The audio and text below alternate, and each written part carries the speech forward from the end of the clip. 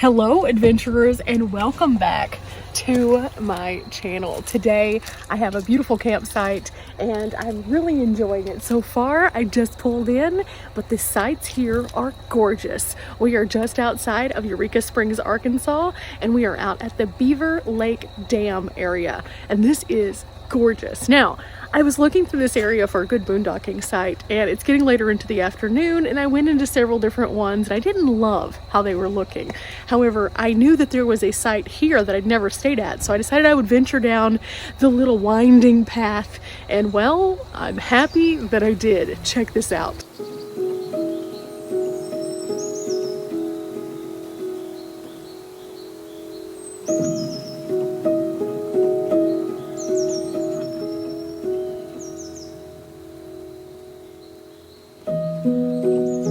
Now, this site is a little bit more expensive than I usually pay for a campsite. In fact, for one night here, after tax, it's $26. That's more than I typically would be like, yes, sign me up for that. However, it does have electricity, so I'm going to use today as a good day to plug in and get all of my power stations completely topped off before I go to a van event that I'm going to be attending in Arkansas also. So I thought this was a good place to kind of unwind and just relax a little bit. Take a little inventory. This one was actually charging while I was driving, so it's fully charged.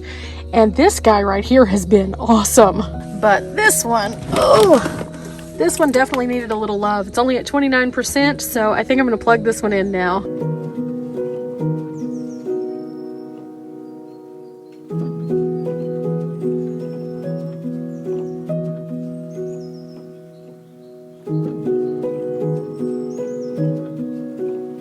Okay, one down, but there's one more that I also want to charge.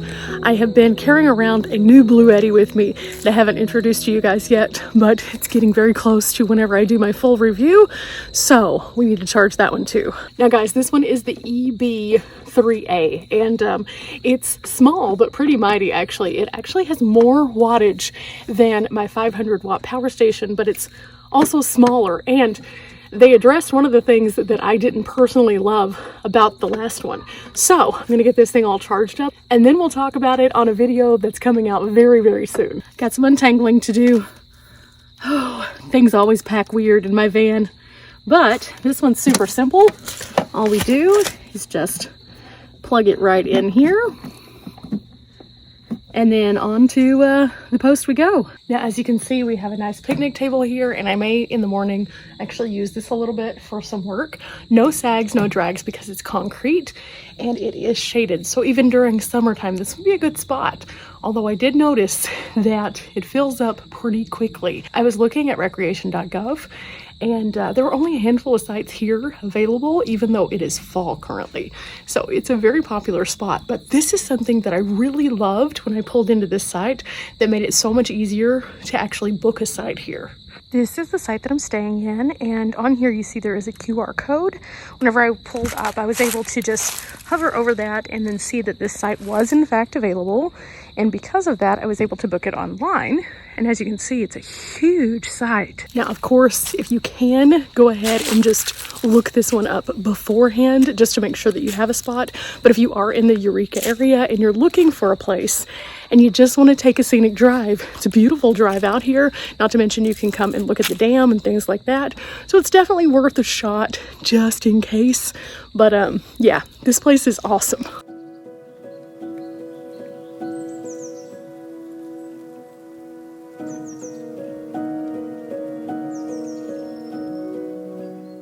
Of course, this is a campground and it does have some amenities, so let's go check out what like the restroom area looks like, and then also see if there are any other views around here.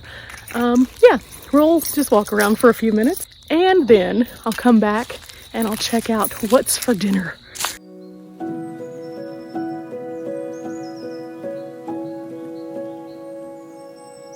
Okay, we have access to the water right down here, but also some signs about the fishing that they have.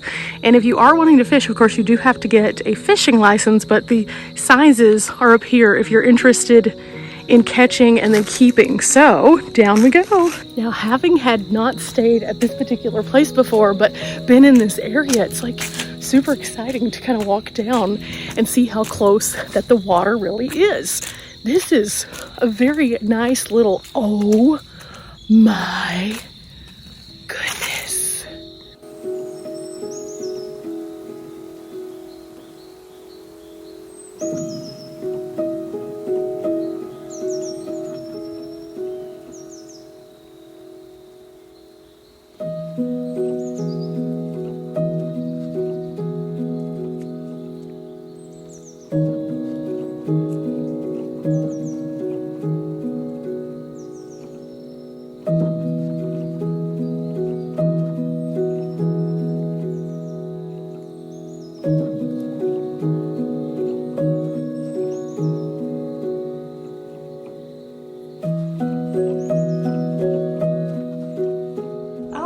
So they have a bathroom that is also a shower area, and this is what it looks like. And might I add, it's heated in here, so it's feeling kind of nice. So if we decide to take an early morning shower, it won't be bad.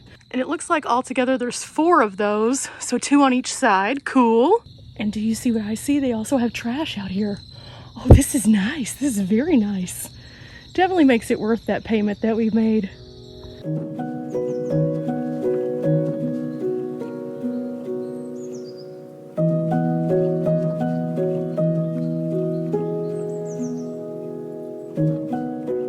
Okay, after a short walk around, it is now time for me to change shoes like Mr. Rogers. Get into my comfy shoes and then figure out what I'm gonna eat. Now I have a couple different options, so let me do the shoes and then we'll get to that. As always, my slides are the good answer for this. And just like that, we've gone to comfy mode. Now inside here, I have a couple different options. The first of which is to make a mountain house, which I absolutely love and adore. And I typically do that. However, I also picked up something else that's super easy to eat. These, all I have to do is heat up water for these also. But I've been eating these as it's been cold, and it feels actually pretty decent right now. So do I want this? I don't know, maybe. My other option is in here. And in order to get in here, I just need to move a few things so I can get down into this section. Okay, I'm gonna go ahead and pull out the breakfast skillet for in the morning, so I make sure I start my day with some breakfast, but I don't know if I want pad thai or yellow curry.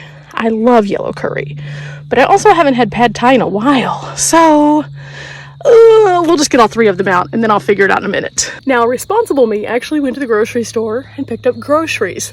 However, not thinking me didn't pick up all the things that I needed for the dinner that I wanted to make. So yeah, when in a crunch, always go with Mountain House.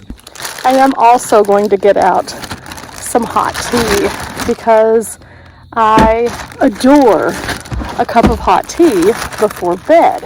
Now, realistically, we're getting to a place where we don't need these now. With that said, we're losing sun rapidly. So I was thinking about heating up my water on my traditional little Coleman stove. However, it's getting dark pretty fast. So I think what we're gonna do instead is use our electric kettle. And because we have unlimited electricity here, why not? Why not sometimes make life easier rather than harder, right?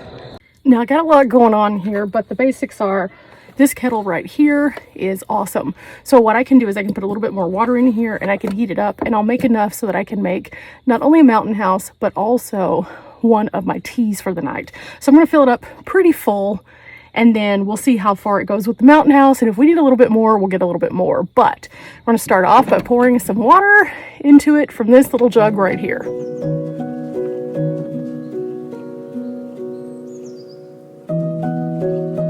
Okay, while the water is in and going to be boiling in just a few minutes, let's check how much we got on our power station. Now this one was completely dead, so it went from dead to 51%. That's a huge jump. And then this one is at 37%. Now, I'm not sure why exactly this one jumped up so quickly, but that is awesome. If that is the regular for this, woohoo! Now, when I say that, I mean, I haven't charged it off of a wall plug. I've only charged it off of spot charging in the van, and I've noticed that it does do pretty well with that. But at the same time, I didn't know how quickly we could get it all the way boosted up. And for no longer than that was on there, pretty impressed. Now, since I am losing light though, I'm going to go ahead and put this in here, and then I'll finish charging it up in the morning whenever we wake up. But yeah, all in all, super happy so far. And guys, I know this is gross. I need to thoroughly sweep everything, but you know what? That's part of van life. I think we're going to go with this one. So that means I need to open it up and take out the oxygen absorber, and then we can get started.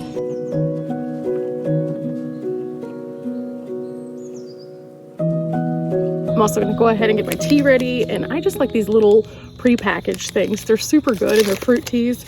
So I just take one of those out and into my cup it goes. And then the nice thing about these is because the little bag sticks out just a little bit, when I put the cup lid back on, I can close it without completely sealing it, and it'll hold this from sinking into the cup, which I really like. And then I can have a nice long steep instead of just a short one, because a lot of times whenever I have to watch it and I'm so concerned about it dunking down, I'll pull the bag a little bit earlier. But this way I can keep it in there for an extended amount of time.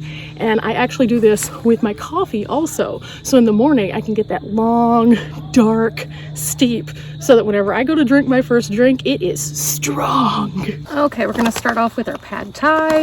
And on the back of this one, it has the instructions and says about 1 1/3 cups. See that right there? So I'm gonna just free pour because I've gotten pretty good at this. Okay, there's a little bit over a half. It's about a cup. And a third. Yeah, that looks about good. Then we give it a nice stir to mix it up nicely. Oh yeah, that's perfect.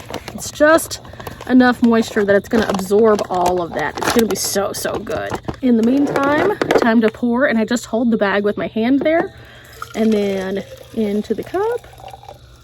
Oh yeah, all that steam. Delicious, delicious steam. And on the lid goes. And it doesn't have to go on all the way, just enough to hold onto that lip.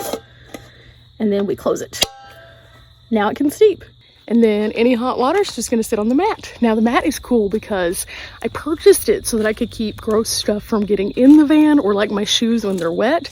But another thing it does is it actually acts as a heat buffer. So if I need to cook in the van on the floor, that's under me.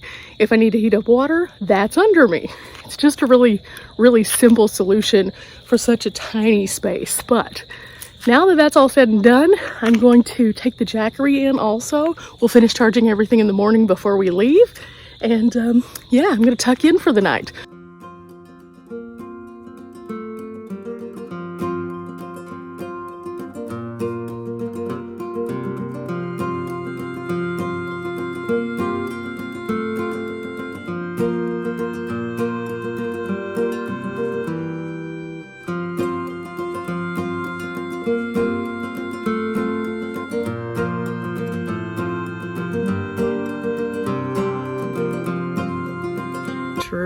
I slept so well here. In fact, so well that I decided I was going to get a site here for a second night. Now, this loop is not available though, so we're going to have to move to another loop, and I can't check in until 4. So I think this morning I'm just going to charge my batteries. I'm going to relax a little bit and just kind of unplug. It's been a little crazy around lately. I've been going nonstop, and I've been fighting a cold, which you've probably seen on some other videos. So I think today I'm just going to make myself some breakfast, hang out, maybe do a little bit of work, and really enjoy this space. Already this morning I've been seeing the squirrels scampering, and it's just been so delightful. But the one thing I will say that isn't great for this particular site is that my signal was a little iffy last night. In fact, I always text my security buddies and let them know where I'm at, and I was only able to text one of them, and that's because they're off of the iMessaging system, and so it went through as data. But at least somebody knew that I was okay, and so we are good to go. But I'm going to check the signal at the next site also and kind of give you some follow-up to see if those sites have a little bit better situation. We shall see, but we won't until 4. So for the time being, I'm going to make some breakfast. Okay, for the time being, I went ahead and brought the power stations back in. I am about to actually go and run some errands because I need to pick up some things that go with the food that I had forgotten to buy. But as always, I'm going to plug the Jackery in while I'm going, and I'm going to go ahead and plug the fridge into the Jackery so that it can be charging while I'm driving, because every little bit counts. Of course, on my way, I have to take these off, and so I'll put them away. And into the van we go. I do have to still take down this thing, but all in all, not too bad. Now, my initial goal with today was not to leave camp, but because I do have to switch campsites, I thought this is a good time for me to go ahead and go get a few things that I need, because I am low on a couple things. Like, I need to go get some more baby wipes. I need to go get some of the things that go with the food that I'd already purchased that for some reason I missed. And then also I thought while I'm in town, I might just look around to see if there's anything that has changed since the last time I was in the Eureka Springs area. So I thought this was a great time to kind of stretch your legs a little bit and then just make sure we don't need anything at camp tonight. Because, you know, sometimes, especially during the winter time when the nights are longer because the sun sets earlier, having just a few comfort items in your van just in case can be super nice. So I'm probably going to pick up something to just like snack on if I decide to watch a movie, and yeah, that's probably how I'll spend my evening after I edit a little bit. But all in all, I'm really appreciating this campsite. It is so nice. Now, one thing that did happen that was kind of a little bit weird, at about 6 a.m. this morning, there was this siren that went off that scared me a little bit. I don't know if that has to do with the dam, which is just like right up this way, or if it was somebody's independent siren going off. But I woke up at 6 a.m. like, attention, hello. For a minute there, I was going, oh, what is going on? And then I realized there was no threat. And so I went back to bed. But with that said, I'm going to try to investigate that a little bit also while I'm out and about when I have some better signal, just to see if there's something like on one of the review sites that talks about that. Otherwise, I have no idea what that sound was, and it's a little weird. But all in all, it's another day in van life. And, you know, every day is going to throw you a couple of new adventures and a couple of curves, and you just have to go with it. And realistically, I'll probably get some more gas too, because I'm at half a tank, and well, I like to keep it closer to full rather than half. Before we go to town, I think I'm going to cruise down here just a little bit to see if this is where the campsites are. Now, whenever I pulled in earlier, I was kind of looking and I didn't see any signs or anything like that telling me where to go, but this was a continuation of the road. So yeah, this does look like it's the right spot. And my new spot will be site 15. So I think it's right in here in what they call the Pines area. So let's go looking just to see.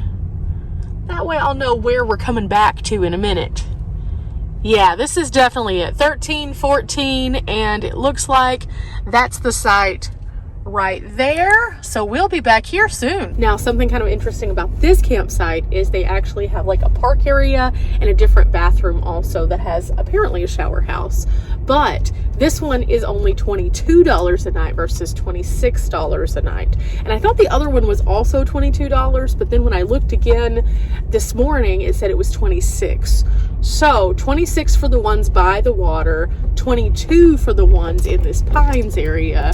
And I think the biggest difference is the pad sites themselves aren't quite as long, and then you're still right next to the water, but there's more of a wooded area kind of in between you because there's no boat ramp. So I think that's the only difference. But wow, this place is beautiful. Okay, we made it into Eureka, and they don't have a Walmart, so they do have a Dollar General, so we're gonna go in there. I picked up several different things, and I already have placed them in the van. I'm gonna wait until we get out to camp to actually move things around, so for the time being, just right here. Okay, it's time to get some gas. Doing our little once over that I do. I always check all the locks whenever I stop. Those look good. Gas appears to be finished, so we can hang that up now. This side looks good too. So back in the van we go. Woo! It's one of those days where it's hard to do anything. Now, my goal was to find some Wi-Fi while I'm in town, but so far I have been unsuccessful at finding good Wi-Fi. Wi-Fi, yes, but good Wi-Fi is a different scenario. So if I can't find Wi-Fi, I do have a DVD player as backup, and then I've also downloaded a few things onto Netflix already. So I guess I'll be okay, but at the same time, I usually like to have something that I can play at night just in case I can't sleep. So, you know, we'll just work with what we have.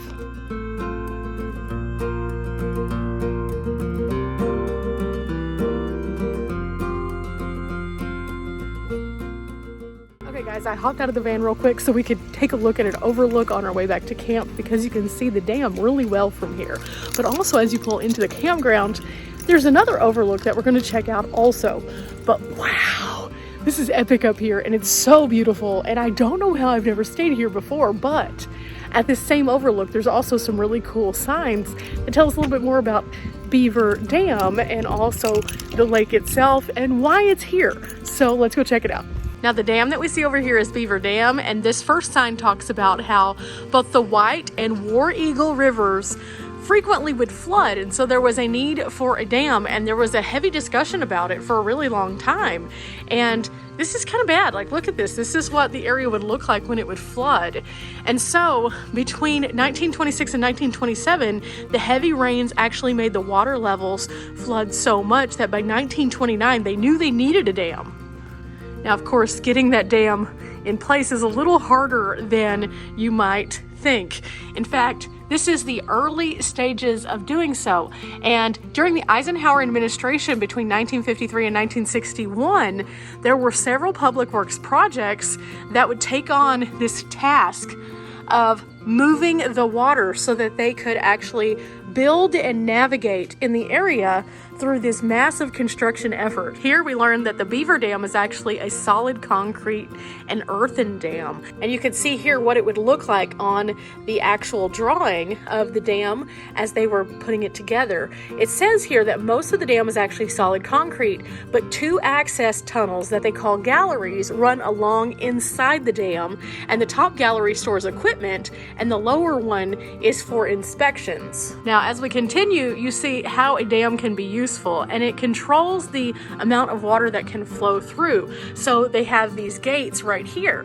So as the water on the back side of the dam starts to rise above where it should be, they can release water downstream in a safer way. And so as we're looking at this construction, it's pretty fascinating. And also, because they are able to move the water through, they're able to produce hydropower, and this is what the powerhouse area would look like. So you can see that there is Beaver Lake, and then there's the dam. There is a turbine inside with a generator that actually creates power for this area. Now, this last sign tells us that the dam actually was completed in 1964 and has been in service ever since then. Now, this is part of the same system as the Table Rock Lake and Dam up north in Missouri, and so each one of these plays a part in the bigger picture of moving water safely downstream so that people don't have flooding. And I love that this is here at this overlook. In fact, from under this wonderful shaded area, you can see the power plant area, and in that direction is actually where the campground is. You can also see those huge floodgates, and right now they are not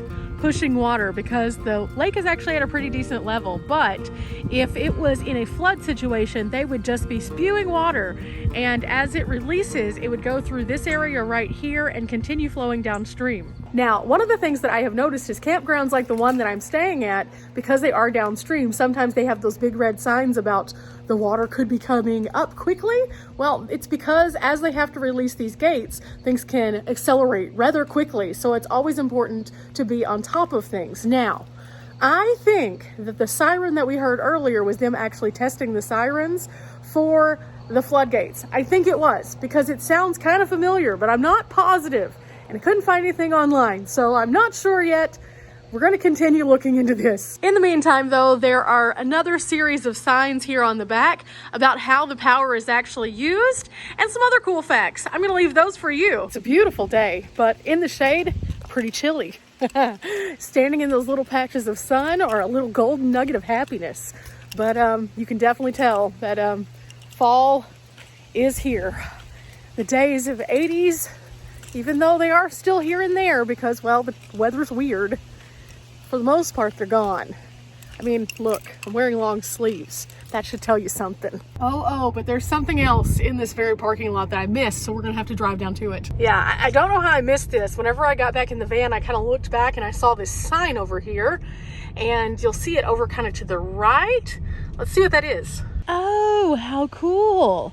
They have a staircase that goes to a trail, and that's the Dogwood Overlook. It's a 2-mile trail. Huh, interesting. The road also continues. Huh, should we take it? Let's do it. I really like adventures like this, where we just have a really cool campsite, and these are all things within the area that you can explore without having to go very far. Even the town itself was only about a 14 or 15 minute drive away, but there's so many cool things around this area when it comes to outdoorsy stuff like hiking and biking trails and stuff like that. So let's see where the road goes. Why not? Now, will this take me anywhere exciting? I don't know. But the thing about it is, we don't know unless we go and try. So we took the road and, well, womp womp. It took us to this gate. Now, this gate has a little turnaround. So, I mean, at least we can turn around easily, but nope, nothing else here. But now we know.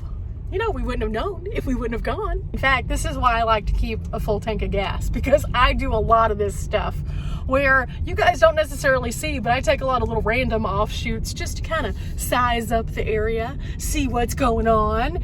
And sometimes I find some magnificent things, and then I do share those things on the channel. But other times I'm just bobbing and weaving, going in and out of different places, looking for adventure. So now it's time for us to get back onto the main road, and we're going to go over the dam.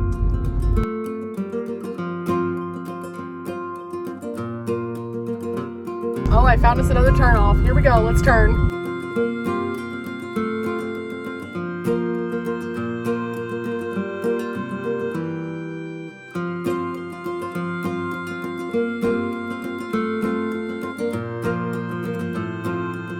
Well, this is a nice day use area, and it's right across from the entrance to the camping. So here you have a swimming area kind of behind me. And then there's a lot of picnic areas kind of in front of me, and then also over that way. And then in this direction, there's like a day use pavilion and also a playground. Not bad at all.